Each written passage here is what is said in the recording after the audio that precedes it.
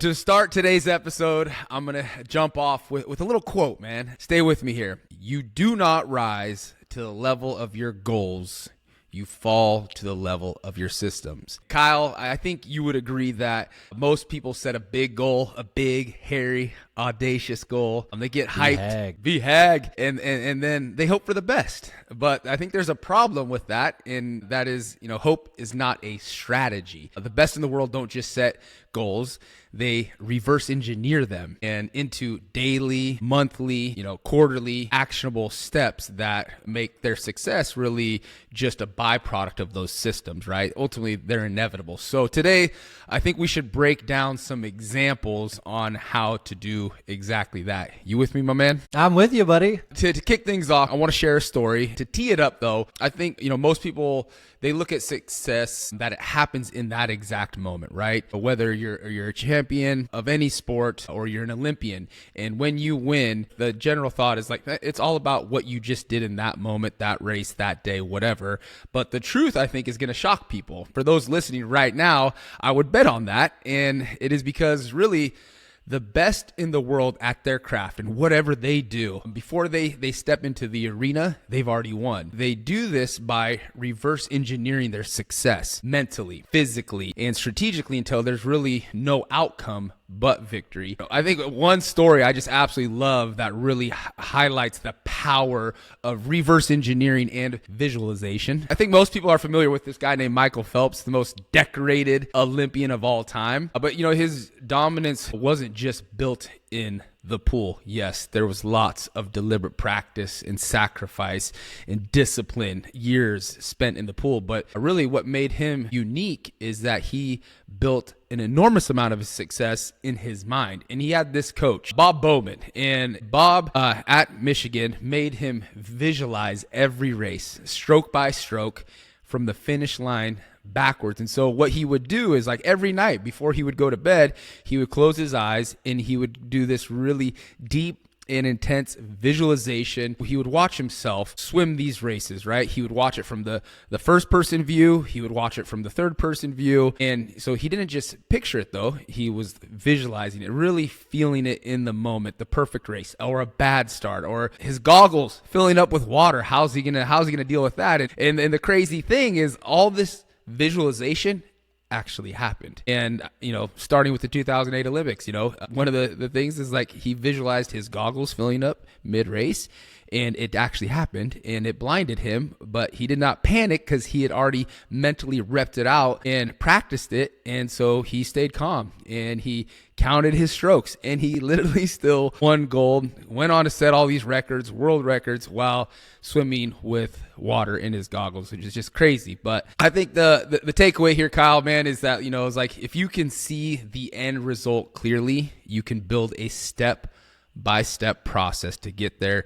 And, our guy Phelps didn't just train harder, he trained smarter. We've talked about that. He made success a conclusion before he even hit the water. The visualization was a manifestation of the end goal. In a way that sounds so dumb. Like, I'm going to lie in my bed and I'm going to picture myself winning the race. It's like, well, what's your edge, man? Well, I picture myself winning. It's like, okay, that, I'm in the gym training and you're visualizing. No, there's something real there. It's a manifestation of what winning looks like. And you put yourself at the end. And so it's crucial to start with the end in mind and reverse engineer that goal. So I want to talk about a personal story of reverse engineering a big win. And when I started as the COO of Lead Health, it was essentially a blank slate. There was no operational backbone. There was no tech stack, and there were very few processes in place, if any, honestly, when we got in there, man. And that was the perfect opportunity to build operational excellence and create an efficient machine that could scale rapidly. So what did we do? Classic Justin and Kyle style. We set an ambitious goal to double our revenue. We knew that with no tech stack and no operations, we had a long way to go, but we were down for the challenge, and we sat down and we mapped out a plan. And we started with the end in mind and understood really that if we were going to execute on our goal, there were several things that would have to be true if we got there. So we would have to be extremely efficient. There would be like little or no waste in our processes, like totally dialed. And the team, the people, would be purpose-driven and motivated. And if we had those three things, we would have achieved our goal. And our operations and our tech, they would be so powerfully augmenting the workflows of every department. So from that goal, we then backed into the present. And we created a map with key milestones, right? For each year, for each quarter, each month, the next few weeks. And then we determined the highest priorities that were going to be our starting point. So like step one was to dial in the culture, right?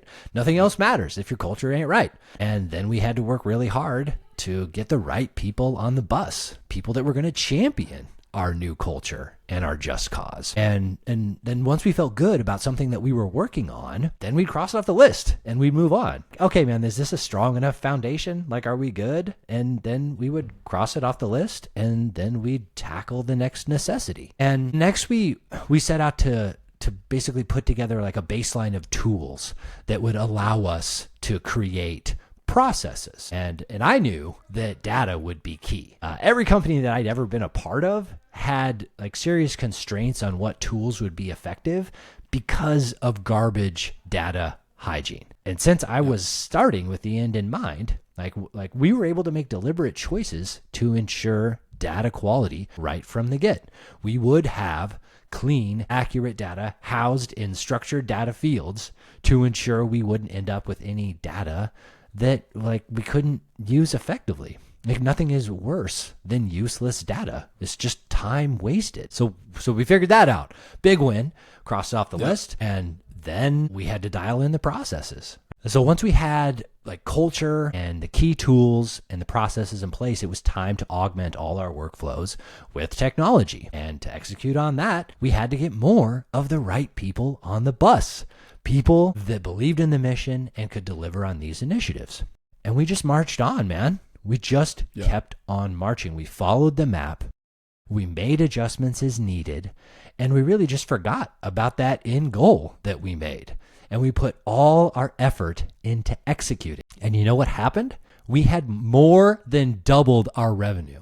We moved the needle from 7 million to 16 million in revenue, a 143% increase year over year. And we landed in the top 10 on the Staffing Industry Analyst fastest growing companies list. It was a huge win and it felt so good, man. So it's like big goals are achieved through like deliberate choices and relentless execution. Yep. That's right. One of my other favorite parts that we another good example, which we can't dive into all of it, but is like building, when you're building out these success blueprints. And another one we did is like, starting with why, right? Like we also had our why in mind, and then we reverse engineered that and ultimately is like, okay, for our why, what's our just cause? Where's our purpose and passion? Why are we fired up to attack our why? And what do we do here? What do those goals look like? And then just you keep going down. Okay, effort, ROR, relationship building. Then you get into purpose-driven stats, effort-driven stats,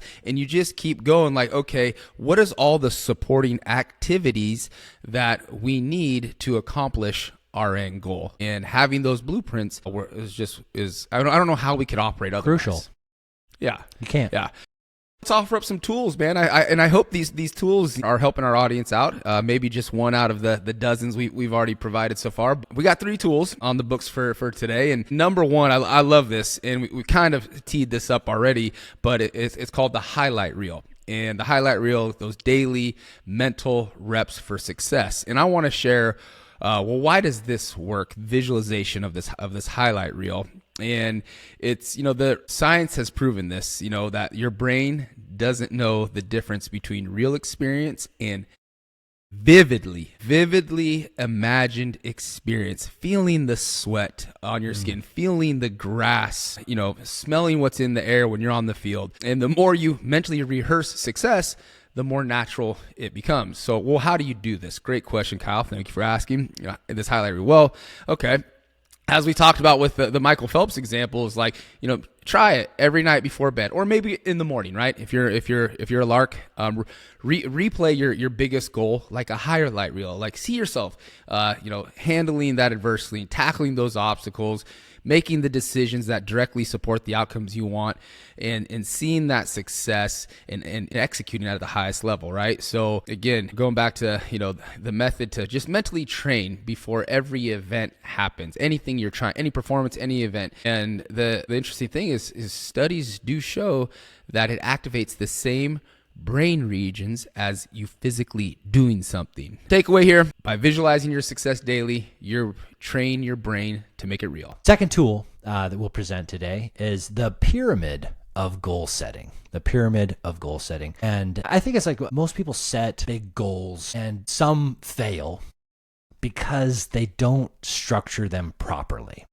And so this is about how to structure your goals. And so high performers use layered goal setting systems that can help break your huge goal into clear, actionable steps. And so I'm stealing this framework directly from Stephen Kotler and his book, The Art of the Impossible. And he calls this the 4 levels of goal setting. And so I think this is a valuable tool, so you should try this out. So first, start with your massively transformative goal. That's his language, the MTG, the massively transformative goal. Or you can think of this as what's your big vision? Okay, so start with your big vision. And this is the seemingly impossible goal that excites you. Maybe it scares you. You know it's going to force some growth. And this goal's got to be emotionally charged, and it should really fire you up every time you think about it. Okay, so this is your big goal. Okay, the second level is your high, hard goals. These are the big milestones.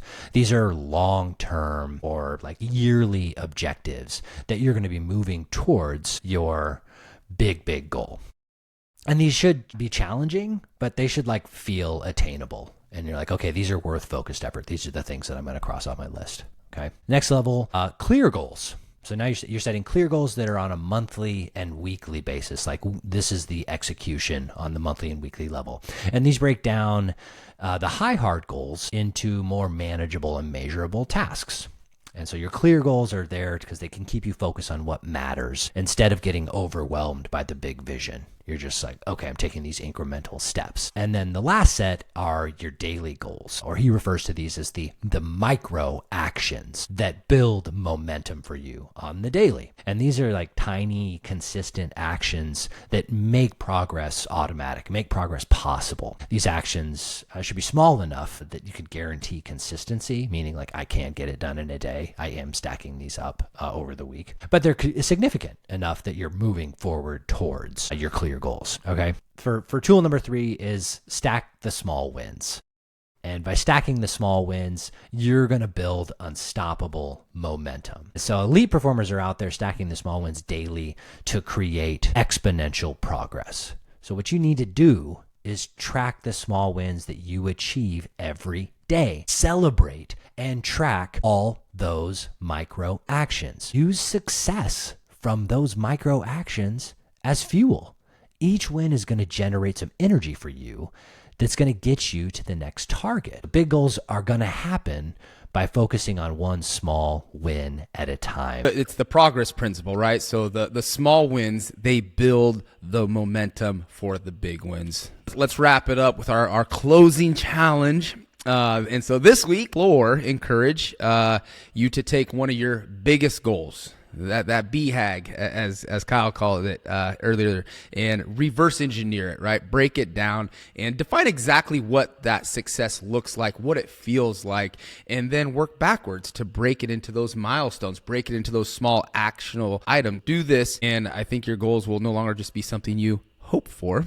They will be something you are actually executing. If this episode landed for you today, we sure hope it did. It would mean the world to us if you hit that subscribe button, share it, tag us, and join us in making every minute count.